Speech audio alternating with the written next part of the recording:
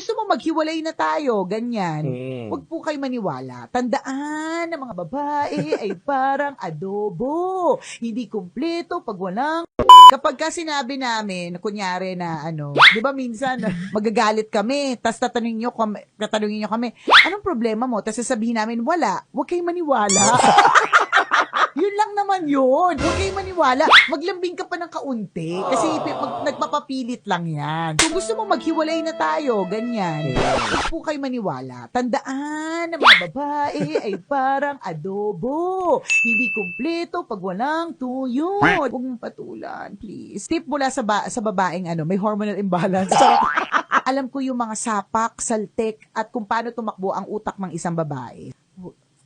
Maniwala. Ang mga babae minsan kasi parang gusto lang namin na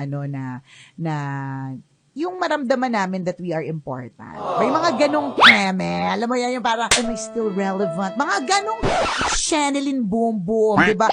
Kamahal-mahal pa ba ako? Mga ganong kemerot. Intindihin nyo lang din na minsan talaga may ganon talagang eksena. Pero mahal naman namin kayo. Mahal naman namin kayo.